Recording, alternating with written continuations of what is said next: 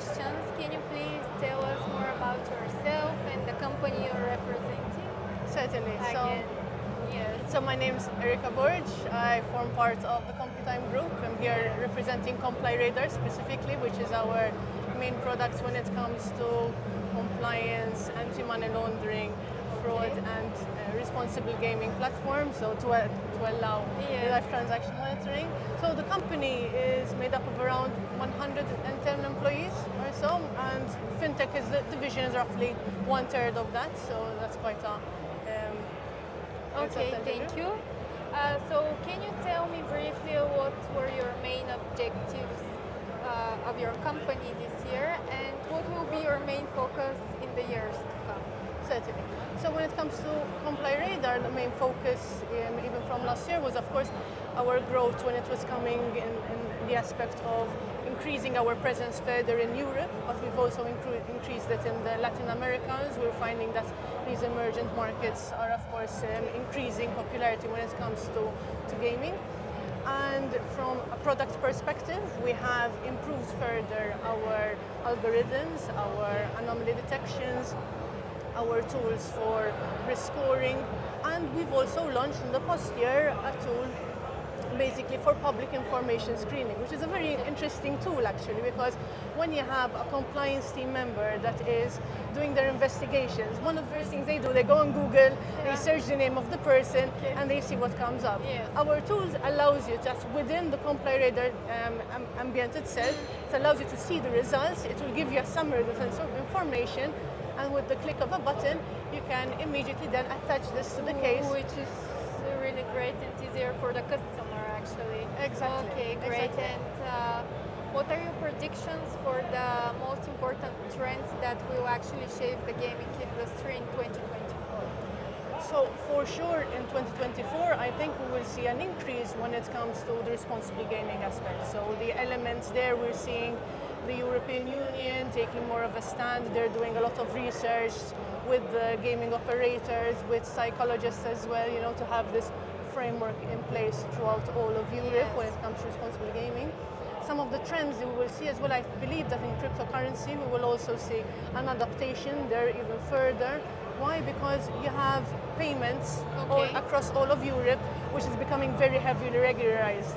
So when you have that aspect, it is automatic that operators and the customers will try to shift to a separate environment. And I think cryptocurrency right now will offer that less regularized environment, because it's becoming more and more difficult to operate, the heavy regularized environment framework nowadays. Okay, and talking about regulations, actually, how can the gaming industry adapt to the changing regulations in the near future or in 2024? Because it's ever changing. So for sure. So first of all, it is, as you're saying, it is very difficult for the operators to keep abreast with all the ever-changing regulations across all of Europe and across all of the world, because of course it is not just a question of operating in Europe. So for example, last year we had Ontario regulation coming up with their own risk templates when it comes to customers. So you have that regulation. Then you have other European regulations having their own flavors. So it is very difficult for the operators to keep abreast. What is a way to keep abreast with that, in a way, is to ensure that the operators cooperate more with the regulators, because that will help ensure a more standardized environment. So if that happens, it becomes easier, for operators to just open shop in many more different jurisdictions. Because it will be more standardized rather than having all this mix and match, and some jurisdictions might be less heavy on the responsible gaming, for example, and some other jurisdictions will be a lot more heavier. So if the operators speak more with the regulators to have the standardized environment, it will automatically make it much more easier for the gaming providers, to open up in much more new emerging markets as well, like Africa, Latin America, where we're seeing a lot of growth when it comes to iGaming. Expansion, So another interesting question, at least for me, is how the gaming industry actually promotes responsible gambling. For sure.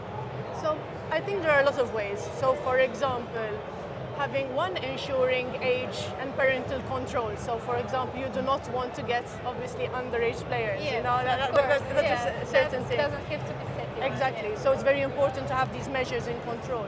But in the platforms, it is also very important to have tools to allow the gamers, the players, to see how they are performing, sort of like, okay, you've been playing for 12 hours, maybe some messages, would you like a break? Maybe then after a certain amount of time, there could be a bit of a timeout, because it is very important to allow the users to have this visibility.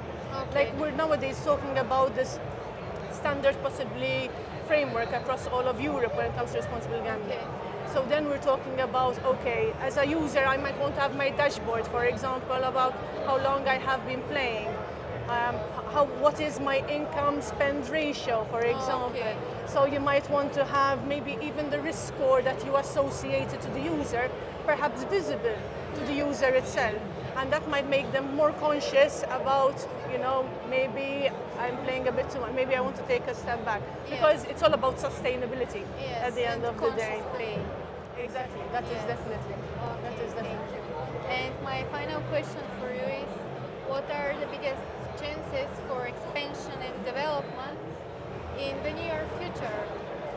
So I think some areas for growth are for sure the emerging markets. So I mentioned, for example, Latin America, Africa, Middle East. We're seeing growth in gaming in those regions. So those are definitely areas for improvement. Some interesting areas as well that we're seeing is when it comes to esports betting. That is like it's a bit new. Like where users would previously either, for example, do online content streaming over Twitch. These are coming maybe perhaps also through gaming providers. And we're looking that gaming providers are now also possibly becoming they're content providers themselves. So that is a bit of a shift in possibly revenue. So not just, of course, you know, casinos and perhaps football and other normal sports betting. We're looking at these esports and possibly these different content providing themselves, you know, and then obviously, of course, having betting against them. So that is something quite new and quite interesting from that aspect. That's a great answer, and it's a great ending to our interview. Thank you very much for doing this. Thank you very much. It's been a pleasure. Thank you. Thank you.